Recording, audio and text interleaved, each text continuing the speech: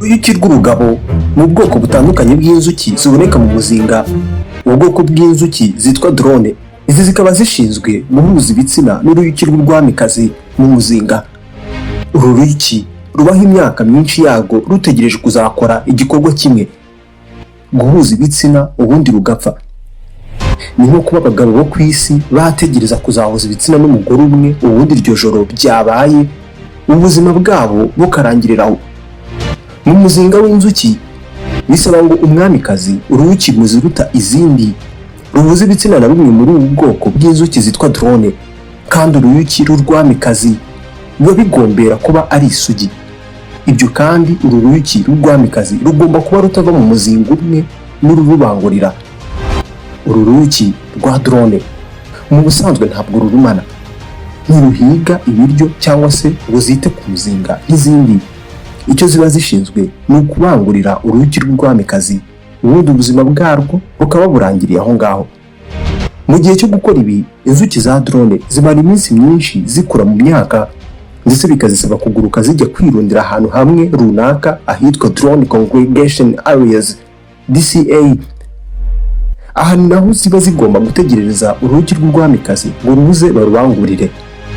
Rumwe muri za nzuki z'ingabo zo mu bwoko bwa drone, iyo rubashije guhuza ibitsina n'uru rw'urwamikazi, iki gikorwa ubwacyo ni urupfu. Icyo twafata nk'imyanya myibarukiro y'uru ruyuki banita endofarusi rusigara mu mubiri w'uruyuki rw'urwamikazi, uko uruyuki rw'urugabo rukururira hanze icyo twafata nk'igitsina cyarwo rukururira hanze. Ibi bihita bishwanyaguza cyangwa se bikwedura cyane mu buryo igice cyo mu nda harwo gicika, ku buryo ruhita rupfa rwose byihuse. Bigenda gute iyo rudahuje ibitsina rero?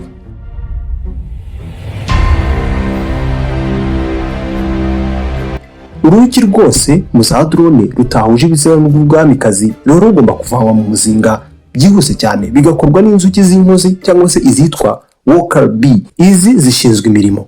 Ibi biba bigomba kuba mu bihe byegereje ibura ry'ibiribwa. Ziba zigomba gukurwa mu muzinga kubera ko zifatwa nk'ikibazo ku mitungo y'umuzinga. Ni nko kuba zifatwa nk'izizarya ibiribwa cyangwa se ibikenewe mu muzinga, nyamara ntacyo zimaze. Hanze y'umuzinga, izi nzuki zitabashije kwigaburira no kwiyitaho zicwa n'inzara cyangwa se zikishwa n'ubukonje. Hanze y'umuzinga usanga akenshi zibaho iminsi 50 kugera kuri 90. Ubuzima bwazo bwose bushingira ku kintu kimwe, ari cyo guhuza ibitsina ubundi zikipfira.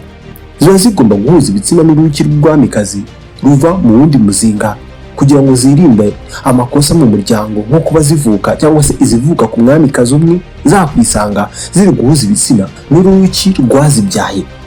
Ibi zibikora gute? Mureke turebere hamwe ubundi bwoko bw'inzuki n'umumaro wazo mu muzinga, ndetse ku musozo w'iki kiganiro turarebera hamwe uko wakwitwara igihe inzuki zakuriye. Ibi biradufasha no kunguka amakuru y'uburyo kurumwa n'inzuki bitakugeza kure, nuko wakwitwara wisanze hamwe nazo. Iki kiganiro bacyita Menya Byinshi. Kora subscribe uzajya ubona ibiganiro by'ubwenge. Yitwa Samuel Mugisha. Mu muzinga w'inzuki ni hamwe mu hantu haba ku murongo kuva ku nzuki zibamo ndetse n'ibikorerwamo. Buri rumwe mu ruyuki nibura ruba rugomba kuba ruri muri kimwe mu byiciro bitatu dusanga mu muzinga, kandi buri cyiciro kiba gifite umurimo gishinzwe. Umwamikazi, uru ruyuki nirwo rwonyine ruba rushobora kubyara mu muzinga, ndetse akaba uruyuki ruruta izindi zose mu muzinga. Uruyuki rw'urwamikazi rushobora gutera amagi agera ku 2,000 ku munsi iyo ari mu gihe cyiza cyo gutera amagi. Ibi bikaba bifasha mu gutuma umuzinga utazima kandi inzuki zikiyongera.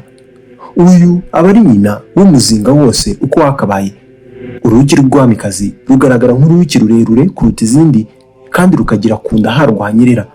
Uruyuki rw'urwamikazi ni rwo ruyuki rwonyine rubaho imyaka myinshi, kuko rushobora kubaho imyaka 2 kugeza kuri 5. Gusa kubyara ruhuza ibitsina rimwe mu mwaka, aho ruhuza ibitsina rimwe cyangwa se inshuro zisubiramo buri munsi, rukabika intangangabo zihagije zizarufasha mu gihe cyo gutera amagi cyose. Reka turebe ubundi bwoko bw'inzuki burimo n'inzuki zikora cyangwa se zishinzwe umurimo mu muzinga. Ubu bwoko bw'inzuki nibwo buba ari bwinshi cyane mu muzinga. Ni inzuki ziba ari inkone, zikaba ari ingore. Izi ni inzuki z'abakozi, ziba zishinzwe gukora hafi ya buri kazi kose gakorerwa mu muzinga. Imirimo yazo ihindukana n'imyaka zigezemo. N'ubu inzuki nto muri izi zishinzwe kwita ku mwamikazi ndetse no kwita ku zindi nzuki zenda kuvuka, zizigaburira icyitwa royal jelly cyangwa se n'icyitwa pollen cyangwa ubuki muri rusange. Ibi ni ibyitwa systeme polytisme.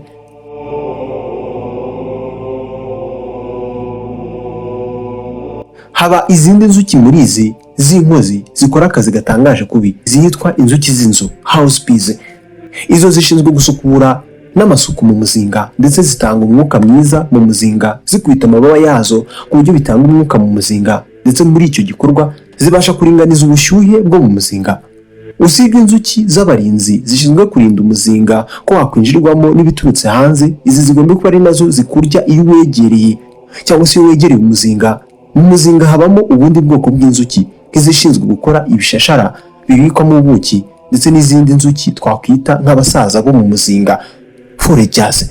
Izi nizo zishinzwe kuguruka zikava mu muzinga zijya gushaka ibyitwa nectar bikoreshwa mu gukora ubuki, ibyitwa pollen bikomokaho proteine, zigashaka amazi n'ibyitwa propolis.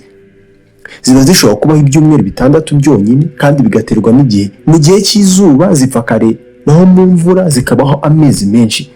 Hari izitwa drone, arizo nzuki z'ingabo, nta murimo n'umwe zikora. Izi bazihanganira cyane mu muzinga byonyine mu bihe isi ishyushye, kuko niho honyine guhuza ibitsina biba bishoboka. Umurimo w'ibanze ni uguhuza ibitsina n'umwamikazi. Ibi bituma inzuki zidapfira gushira mu muzinga. Zigaragara nk'ari nini, zikomeye, kandi zikagaragara mu bunini bihagije kuruta zimwe z'inkozi z'abakozi, ku buryo niyo zirebye uhita ubibona ko zifite amaso manini cyane. Izi nta ruburi zigira, kumwe inzuki zikudwinga, nta nubwo zibasha kwirwanaho igihe bazendereje. Nk'uko twabivuze, izi zipfira ako kanya cyangwa se zipfa ako kanya zikimara guhuza ibitsina. Izidahuje ibitsina zirukanwa mu muzinga kugira hazigamwe ibiryo nko mu gihe cy'amapfa. Ibi nibyo bintu abantu benshi batazi ku nzuki.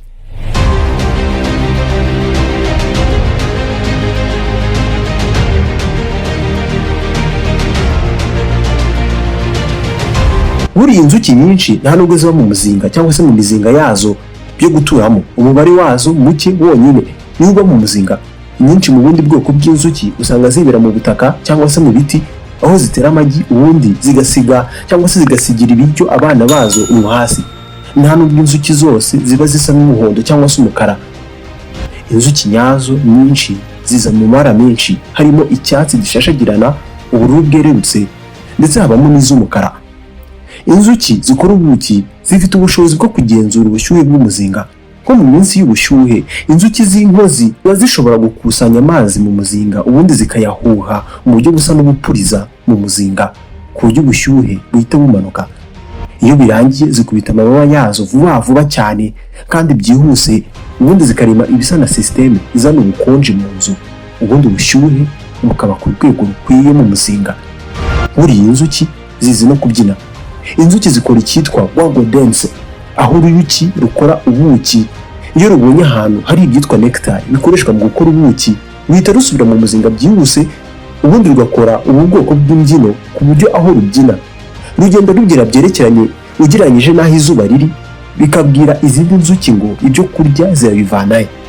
Nk'ubu ikindi kintu abantu benshi batazi ku nzuki, cyane cyane inzuki z'ingore, nizo zonyine ziryana. Kariya kantu zigutera cyangwa se uruburi ni urugingo ubusanzwe zagakoresheje zitera amagi, nyamara uruyuki rumwe rushinzwe gutera amagi ni umwamikazi wenyine. Ibi byumvikane n'impamvu ingabo zitaryana. Uru rugingo ntarwo zigira. None ni ibiki byihuse wakora wariwe n'inzuki? Rimwe, ugomba guhita ukuramo uruburi mu mubiri. Inzuki zikora ubuki nizo zonyine zisiga uruburi mu mubiri wawe iyo zikurumye, ndetse n'agafuka kabika uburozi muri wowe. Byumvikane n'impamvu nyuma y'uko kurya uruyuki burya ruhita rupfa.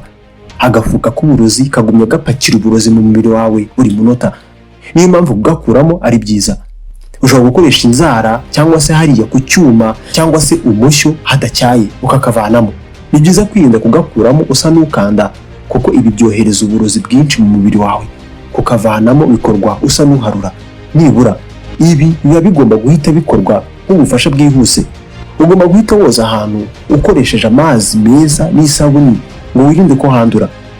Mu kugabanya uburibwe no kubyimbirwa bisaba ngo ushyireho nk'amazi akonje cyane cyangwa se urubura ruzingiye mu gatambaro nibura mu gihe cy'iminota 10 kuri 20.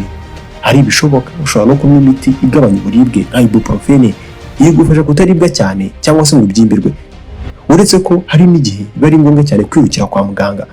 Nk'urugero, niba umuntu arumwe n'inzuki akagaragaza ibimenyetso bidasanzwe nko kunanirwa guhumeka, kubyimba mu isura no ku minwa, mu muhogo cyangwa se ku rurimi, kumva zungera, kwitura hasi ndetse no gutera cyane kw'amaraso, umubiri ugatumba cyangwa se ugatutumba bimeze nk'ibihushi bitagarukiye aho uruki rwakurumye, ihutire gushaka muganga. Iyi ni Montagne Rwanda ukurikira ibiganiro nk'ibi ni hano bikurikirana. Iki kiganiro wagikunze wifuza kwiga ikindi kintu gishyashya, dore ikindi kiganiro wareba kuri screen yawe cyangwa se ku kirahuri cyawe kandi nanagishyize muri comment hasi munsi y'iyi video. Reba icyo kiganiro nacyo ni cyiza. Nitwa Samuel Mugisha, naho utaha.